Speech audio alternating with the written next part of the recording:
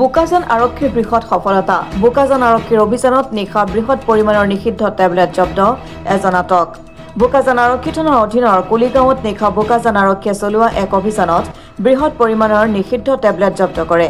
আৰক্ষী গোপন সূত্ৰৰ তথ্যৰ ভিত্তিত কুলিগাঁৱৰ এটা বাসগৃহত অভিযান চলাই এই টেবলেটসমূহ জব্দ কৰে ড্ৰাগছ হিচাপে ব্যৱহাৰ কৰা এই টেবলেটসমূহৰ বজাৰ মূল্য কেইবা লক্ষাধিক টকা বোকাজান আৰক্ষীয়ে যোৱা নিশা 17,500টা নিষিদ্ধ টেবলেট জব্দ কৰিছে জব্দকৃত টেবলেটসমূহৰ ওজন প্ৰায় 14 কেজি এই সংক্ৰান্তত আৰক্ষীয়ে চাৰলংকি ৰংফাৰ নামৰ এজন যুৱকক ইতিমধ্যে আটক কৰিছে আৰক্ষীৰ সূত্ৰত জানিব পৰা মতে কোনো চুবুৰীয়া ৰাজ্যৰ পৰা বিক্ৰীৰ বাবে এই নিষিদ্ধ টেবলেটসমূহ আনিছিল আৰু প্ৰতিটো টেবলেট 70 টকাৰ পৰা 80 টকাত বিক্ৰী কৰে আৰক্ষীয়ে অধিক তথ্যৰ বাবে অনুসন্ধান অব্যাহত ৰাখিছে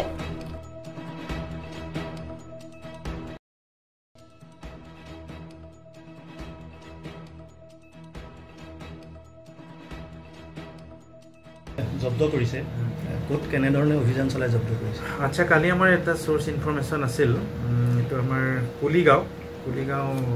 আপোনালোকে জানে আমাৰ আইটি অফিচৰ তো তাৰ পৰা আমি এঘৰ মানুহৰ ঘৰত চাৰলংকি ৰংফাৰ তেওঁৰ ঘৰত এজন যুৱক 28 বছৰীয়া তেখেতৰ ঘৰত আমি 17,520টা টেবলেট উইথ প্ৰায় 14 কেজি 600 গ্ৰাম হ'ব আমি জব্দ কৰিছোঁ যিটো মানে বজাৰত আপোনাৰ নিষিদ্ধ এইটো নামটো চেম্পেক্স প্লাস ক্যাপচুল এইখিনি বজাৰ মূল্য কিমান মান হ'ব বজাৰ মূল্য ইমান আমাৰ এইটো ক্ষেত্ৰত মোৰ ইমান আইডিয়া নাই তথাপিও তেওঁ মানে যেটো হুটপুছ কৰি আছে হুটপুছ আমি যেতিয়া কৰিছিলোঁ তেখেতে কৈছিলে যে এইটো মানে এটা টেবলেট বিক্ৰী কৰে 70 টকা 80 টকা এনেকুৱা এটা তেওঁলোকে এখিনি বিক্ৰী কৰিবলৈ আনিছিলে নে নিশ্চয় নহলে ইমান টেবলেট বা ক্যাপচুল ইমান মজুত নাৰাখে তো কমাৰ্শিয়াল কিবা নিজৰ পাৰ্সোনেল বেনিফিটৰ কাৰণে মজুত কৰি আছে আৰু কোনোবা জড়িত আছে বুলি তেওঁ স্বীকাৰ কৰিছে প্ৰাথমিক তদন্তটো তেওঁ কৈছে কিছু লোকৰ কথা এটা আমি পাছত পৰৱৰ্তী পৰ্যায়ত মানে তদন্ত খাদ্যত আমি তেওঁ ক'ৰ পৰা আনিছে বুলি কৈছে তেওঁ কৈছে ওচৰীয়া আমাৰ ৰাজ্যৰ পৰাই তেখেতে সৰবৰাহ কৰিছে